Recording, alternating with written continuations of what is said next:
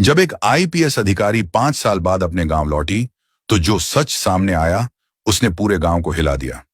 झारखंड के धनबाद जिले में स्थित रामपुर नाम का एक छोटा सा गांव था। यहाँ की लाल मिट्टी, कच्ची सड़कें और मेहनतकश लोग इस गांव की पहचान थे। इसी गांव में रहता था राजेश नाम का एक साधारण युवक। राजेश के पिता मजदूरी करते थे और मां खेतों में काम करती थी।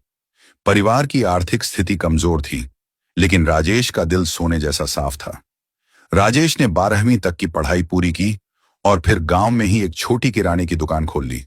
सब्जी, दवाइयां और दैनिक उपयोग की चीजें, यही उसकी छोटी सी दुनिया थी। वह अपनी मेहनत और ईमानदारी से सबका दिल जीत चुका था। उसी गांव में रहती थी रीना शर्मा।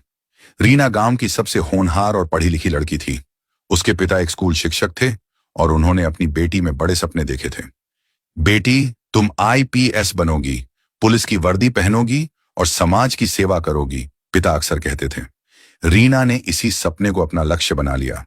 दिन रात पढ़ाई, कोचिंग की तैयारी और 22 साल की उम्र में यूपीएससी की परीक्षा की तैयारी शुरू कर दी।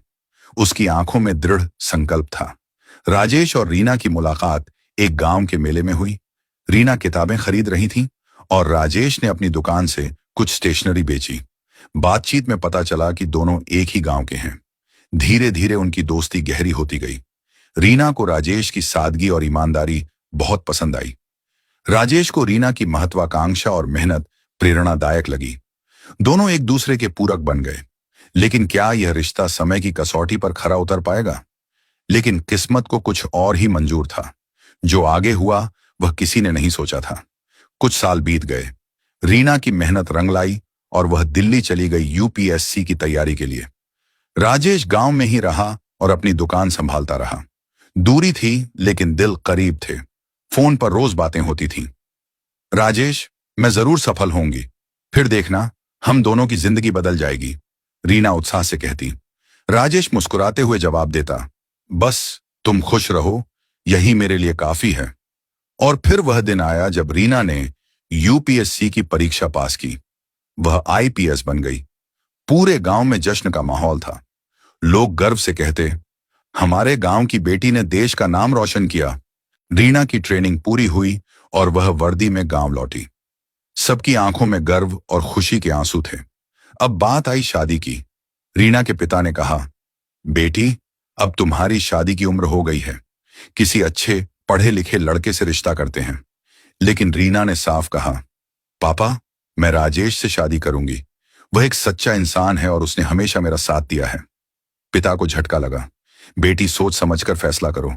वह तो एक छोटी सी दुकान चलाता है। तुम आईपीएस हो, तुम्हारी पोस्टिंग कहीं भी हो सकती है। क्या वह इस जीवन शैली के लिए तैयार होगा? रीना ने जिद पकड़ ली। पापा, प्यार में यह सब नहीं देखा जाता। राजेश ने मुझे कभी अकेला नहीं छोड़ा। मैं उसके बिना नहीं रह सकती। शादी सादगी से हो गई। रीना ने राजेश से वादा किया, हम साथ रहेंगे। मैं अपनी ड्यूटी के दौरान भी कोशिश करूंगी कि ज्यादा से ज्यादा समय तुम्हारे साथ बिताऊं। शादी के बाद रीना की पहली पोस्टिंग पटना में हुई। राजेश भी उसके साथ चला गया। लेकिन शहर की जिंदगी बिल्कुल अलग थी। राजेश को कोई उचित नौकरी नहीं मिल रही थी। वह घर पर रहता, घर के काम करता और रीना का इंतजार करता। रीना का जीवन तेजी से बदलने लगा। बड़े बड़े अफसरों से मिलना, सामाजिक कार्यक्रमों में जाना, उच्च वर्ग के लोगों के साथ उठना बैठना, यह सब नया था। धीरे धीरे उनके बीच एक अनदेखी दूरी बढ़ने लगी। राजेश को महसूस होने लगा कि वह इस नई दुनिया में फिट नहीं हो पा रहा। वह चुपचाप अपनी पीड़ा सहता रहा। लेकिन यह दूरी कितनी गहरी हो जाएगी, किसी ने नहीं सोचा था। आगे जो हुआ वह दोनों की जिंदगी को हमेशा के लिए बदल देने वाला था। समय के साथ रीना और राजेश के बीच की दूरी और बढ़ती गई। रीना पूरे दिन ड्यूटी पर रहती और थकी हारी घर लौटती। राजेश उसके लिए खाना बनाता, घर संभालता, लेकिन रीना की आंखों में वह पुराना प्यार अब धुंधला पड़ता जा रहा था। एक दिन रीना ने कहा, राजेश, तुम पूरे दिन घर पर ही क्यों बैठे रहते हो? कुछ काम क्यों नहीं करते? राजेश ने धीरे से जवाब दिया, मैं कोशिश कर रहा हूं, लेकिन यहां मुझे कुछ समझ नहीं आ रहा। रीना का गुस्सा बढ़ता जा रहा था। शहर की चकाचौंध, पद का दबाव और समाज के ताने, सब कुछ उस पर हावी होता जा रहा था। फिर एक रात बड़ा झगड़ा हुआ। रीना थकी हुई ड्यूटी से आई। राजेश ने प्यार से कहा, आज तुम्हारे लिए तुम्हारी पसंद का खाना बनाया है, आओ खा लो। रीना चिढ़ गई। मैं पूरे दिन समाज की सेवा में लगी रहती हूं, अपराधियों से लड़ती हूं, और तुम बस खाना बनाते हो? क्या यही तुम्हारी जिंदगी है? राजेश का दिल टूट गया। उसकी आंखों में आंसू आ गए। रीना, मैं तुम्हारे लिए सब कुछ करता हूं, लेकिन लगता है अब मैं तुम्हारे लिए बोझ बन गया हूं। रीना ने गुस्से में कहा, शायद यही सच है राजेश। हम दोनों अलग अलग दुनिया के हैं। मैंने यह गलती की कि मैंने इसे नहीं समझा। कुछ दिनों बाद रीना ने तलाक की बात की। राजेश, मैं तुम्हें 50 लाख रुपए दूंगी। तुम नई जिंदगी शुरू कर सकते हो। यह हम दोनों के लिए बेहतर होगा। राजेश ने कुछ नहीं कहा, बस चुपचाप तलाक के कागजों पर दस्तखत कर दिए। आंसू पोंछते हुए वह अपने गांव वापस लौट आया। अपनी छोटी सी झोपड़ी में अकेले रहने लगा। गांव वाले पूछते, राजेश भाई, भाभी कहाँ हैं? वह मुस्कुराते हुए कहता, वह अपनी राह पर चली गई। मैं खुश हूं उसके लिए। लेकिन अंदर ही अंदर राजेश टूट चुका था। रातों को अकेले रोता, दिन में दुकान चलाता। गांव वाले देख सकते थे कि राजेश अब पहले जैसा नहीं रहा, लेकिन वह कभी किसी से शिकायत नहीं करता था। दूसरी ओर रीना अपने करियर में आगे बढ़ती गई। प्रमोशन मिले, मीडिया में नाम आया, सम्मान मिला। लेकिन रात को अकेले में उसे राजेश की याद आती। क्या मैंने सही किया? यह सवाल उसे परेशान करता रहता। 5 साल बीत गए। रीना अब एसपी बन चुकी थी, लेकिन एक दिन उसे एक ऐसा सच पता चला जिसने उसकी दुनिया हिला दी। क्या था वह सच? 5 साल बीत चुके थे। रीना अब एसपी, सुपरिंटेंडेंट ऑफ पुलिस बन चुकी थी। उसके पास सब कुछ था, पद, प्रतिष्ठा, पैसा, सम्मान, लेकिन दिल में एक खालीपन था जो कभी भरता नहीं था। रात को जब वह अकेली होती तो राजेश की यादें उसे घेर लेती। वह सोचती, मैंने क्या खो दिया? क्या करियर ही सब कुछ है? एक दिन रीना ने फैसला किया, मुझे गांव जाना होगा, राजेश से मिलना होगा, शायद माफी मांगनी होगी, शायद कुछ ठीक हो सकता है। उसने अपनी सरकारी गाड़ी ली और रामपुर की ओर निकल पड़ी। वर्दी में गाड़ी पर लाल बत्ती लगी हुई। पूरा गांव उसे देखने के लिए इकट्ठा हो गया।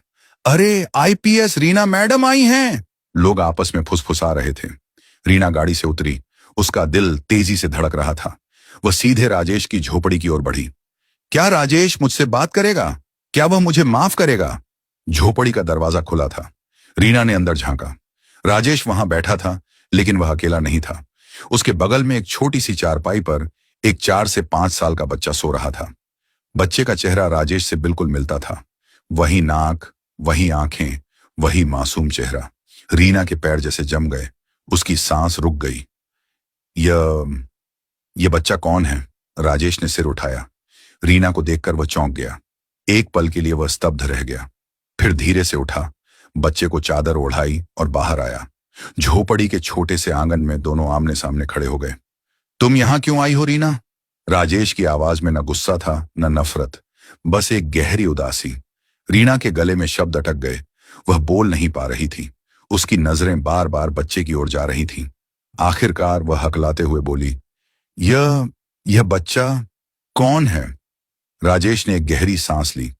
मेरा बेटा, नाम है आदित्य। तुम्हारा बेटा? रीना की आवाज कांप गई। कब? कैसे? किसकी? राजेश ने नजरें नीची कर लीं। तलाक के 3 महीने बाद मुझे पता चला कि तुम गर्भवती थी। मैंने तुम्हें फोन किया था, लेकिन तुमने कहा था कि अब बात मत करो, सब खत्म हो चुका है। रीना को याद आया, तलाक के बाद डॉक्टर ने उसे बताया था कि वह गर्भवती है, लेकिन उस समय वह इतनी उलझन में थी, इतनी गुस्से में थी कि उसने सोचा, अब इसका क्या फायदा? राजेश को बताकर क्या होगा? रीना ने बच्चे को छुपाया। क्यों? और राजेश ने 5 साल तक अकेले उसे कैसे पाला? यह रहस्य अब खुलने वाला था। रीना की आंखों के सामने पुरानी यादें घूमने लगी। तलाक के बाद जब उसे पता चला कि वह गर्भवती है, तो वह पूरी तरह से टूट गई थी। एक तरफ करियर, दूसरी तरफ आने वाला बच्चा। उसने फैसला किया कि वह बच्चे को रखेगी, लेकिन अकेले। राजेश को बताना नहीं चाहती थी। मैं खुद ही कह चुकी हूं कि वह बोझ है, अब उसे परेशान क्यों करूं? 9 महीने बाद बच्चे का जन्म हुआ। रीना ने उसे देखा, राजेश की एक प्रति, लेकिन उस समय उसकी ड्यूटी, उसका करियर, सब कुछ उसके सामने खड़ा था। उसने एक कठोर निर्णय लिया।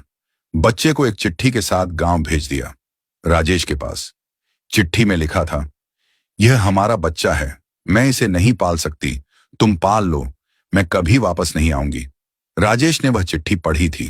रोया था, बहुत रोया था, लेकिन बच्चे को छोड़ने का सवाल ही नहीं उठता था। उसने आदित्य को गोद में उठाया और अकेले ही पालने का फैसला किया। गांव वालों ने पूछा, यह किसका बच्चा है? राजेश ने सिर्फ इतना कहा, मेरा। किसी को और कुछ नहीं बताया। लोग समझ गए कि रीना ने बच्चे को छोड़ दिया है, लेकिन राजेश ने कभी रीना का नाम बुरा नहीं कहा। चुपचाप दिन रात मेहनत करता, दुकान चलाता, खेत में काम करता और बच्चे को पालता। रीना की आंखों से आंसू बहने लगे। मुझे मुझे नहीं पता था कि तुमने इतना सहा है। मैंने सोचा था कि तुम नई जिंदगी शुरू कर लोगे। हाँ, राजेश ने धीरे से कहा, लेकिन मैंने कभी नहीं सोचा था कि तुम अपने ही बच्चे को भूल जाओगी। रीना घुटनों के बल बैठ गई। मैं गलत थी राजेश, बहुत गलत थी। मैंने सोचा था कि आईपीएस बनकर मैं दुनिया जीत लूंगी, लेकिन मैंने सब कुछ खो दिया। तुम्हें, अपने बच्चे को, अपने घर को। तभी बाहर से आवाजें आने लगी। गांव वाले इकट्ठा हो गए थे। खबर फैल गई थी कि रीना मैडम आई हैं। कोई चिल्लाया, 5 साल बाद अब क्या काम आई हैं? कोई बोला, राजेश भाई ने अकेले बच्चे को पाला, कितनी मेहनत की। राजेश बाहर गया। सब घर जाओ, यह हमारा निजी मामला है। लेकिन लोग आसानी से नहीं माने। एक बुजुर्ग ने कहा, हम सब जानते हैं राजेश, तुमने दिन रात मेहनत की, कभी किसी से शिकायत नहीं की, और आज वह आई है। रीना बाहर आई। वर्दी में थी, लेकिन चेहरा ऐसा था जैसे कोई अपराधी हो। गांव वालों ने रीना को माफ किया या नहीं? और क्या राजेश उसे दूसरा मौका देगा? गांव वाले रीना को घूर रहे थे। एक औरत बोली, आप आईपीएस हैं, बड़े बड़े अपराधी पकड़ती हैं, लेकिन अपने ही बच्चे को छोड़ दिया। रीना कुछ बोल नहीं पाई। वह बस रो रही थी। इतने सालों में पहली बार उसे अपनी गलतियों का एहसास हो रहा था। राजेश ने सबको शांत कराया। जो बीत गया सो बीत गया, अब चुप रहो, यह हमारे बीच का मामला है। धीरे धीरे लोग वहां से चले गए, लेकिन पूरे गांव में खबर फैल गई। लोग आपस में फुसफुसा रहे थे। रात हो गई। रीना झोपड़ी में ही बैठी रही। राजेश ने उसे चाय दी, पी लो। तभी आदित्य जाग गया। मां को देखकर वह डर गया और राजेश से चिपक गया। राजेश ने बच्चे को गोद में लिया। डरो मत बेटा, ये तुम्हारी मां है। आदित्य ने रीना की तरफ देखा, फिर से राजेश से चिपक गया। रीना का दिल टूट गया। उसने हाथ बढ़ाया, लेकिन बच्चा पीछे हट गया। रीना रो पड़ी। राजेश, मुझे माफ कर दो, प्लीज मुझे घर लौटने दो, मैं सब ठीक कर दूंगी। राजेश ने बहुत देर तक चुप रहकर कहा, रीना, यह घर अब सिर्फ मेरा और आदित्य का है। तुम आईपीएस हो, तुम्हारी जिंदगी अलग है, तुमने खुद यह चुना था। अब मैं नहीं चाहता कि आदित्य को भी वही दर्द हो जो मुझे हुआ। रीना ने कहा, मैं बदल गई हूं, मुझे अब समझ आ गया है कि असली जिंदगी क्या होती है। प्लीज। राजेश ने कहा, कल सुबह बात करेंगे, आज आदित्य को सोने दो। रात भर रीना सो नहीं पाई। गांव में लोग अब भी चर्चा कर रहे थे। कुछ कह रहे थे राजेश को माफ नहीं करना चाहिए, कुछ कह रहे थे बच्चे के लिए मां बाप का साथ होना जरूरी है। सुबह हुई। रीना ने फैसला किया, मैं आज नहीं जाऊंगी, मैं यहीं रहूंगी। जितने दिन लगे मैं आदित्य का भरोसा जीतूंगी। राजेश ने कुछ नहीं कहा, बस एक दर्द भरी मुस्कान दी। तभी राजेश ने एक पुरानी डायरी निकाली। उसमें रीना की पुरानी चिट्ठियां थीं। एक चिट्ठी में लिखा था, राजेश, अगर कभी हमारा बच्चा हुआ तो मैं उसे कभी नहीं छोड़ूंगी। राजेश ने वह चिट्ठी रीना को दिखाई। रीना पढ़कर रो पड़ी। मैंने झूठ बोला, मैंने सब कुछ तोड़ दिया। राजेश ने कहा, टूटे हुए को जोड़ना आसान नहीं होता, लेकिन आदित्य के लिए शायद कोशिश करनी पड़े। क्या रीना वास्तव में बदल गई थी? क्या वह आदित्य का भरोसा जीत पाएगी? और सबसे बड़ा सवाल, क्या राजेश उसे माफ करेगा? सुबह की पहली किरण झोपड़ी में आई। रीना रात भर जागी रही थी। पछतावा, आंसू और वह छोटा बच्चा जो उसे अपनी मां नहीं मान रहा था। राजेश चूल्हे पर चाय बना रहा था। आदित्य अभी सो रहा था। राजेश ने चाय का कप रीना की तरफ बढ़ाया। पी लो, ठंडी हो जाएगी। रीना ने कप लिया, लेकिन हाथ कांप रहे थे। राजेश, मैं जानती हूं कि एक रात में सब ठीक नहीं हो सकता, लेकिन मुझे एक मौका दे दो, मैं यहीं रहूंगी। आदित्य को समझाऊंगी कि मैं उसकी मां हूं। राजेश ने कहा, रीना, ये इतना आसान नहीं है। आदित्य ने कभी मां को नहीं देखा, वह बस मुझे पापा कहता है और खुश रहता है। अगर तुम आई और फिर चली गई तो उसे भी वही दर्द होगा। रीना ने आंसू पोंछे, फिर एक गहरी सांस लेकर बोली, मैंने इस्तीफा देने का फैसला कर लिया है। राजेश चौंक गया। क्या? आईपीएस? तुमने इतनी मेहनत की, सपने देखे, सब कुछ छोड़ दोगी?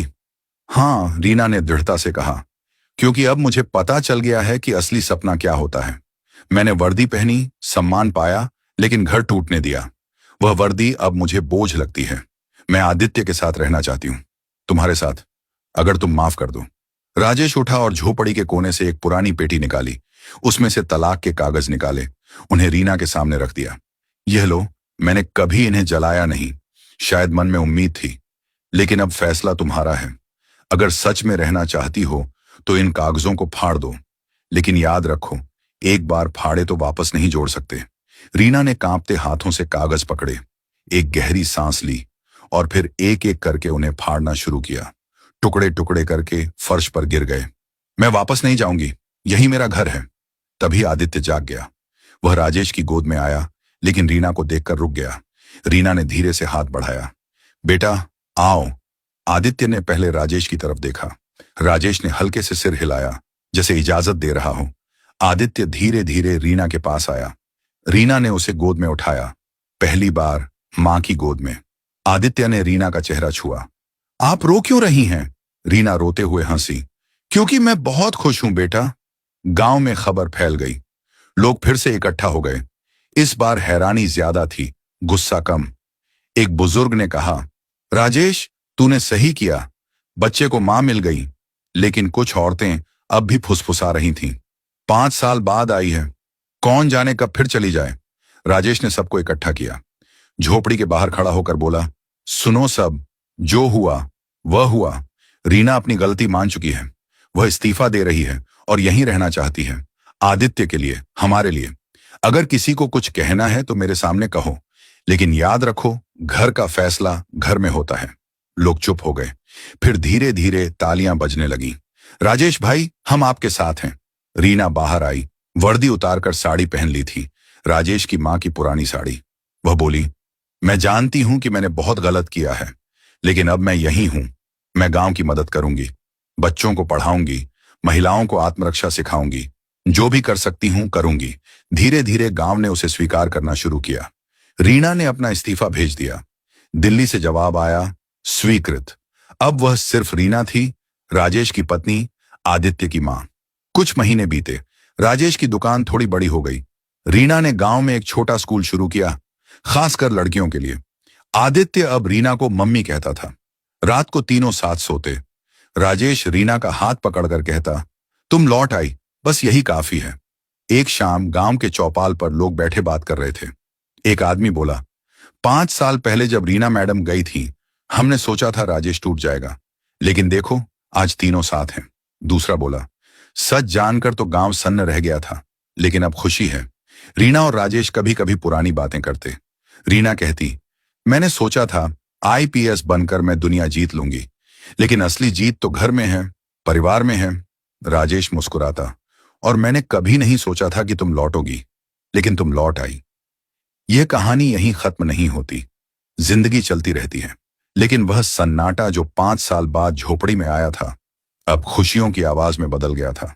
दोस्तों, जिंदगी में बड़े सपने देखो, मेहनत करो, सफलता पाओ, लेकिन इस दौड़ में अपने घर को, अपने रिश्तों को मत भूलो।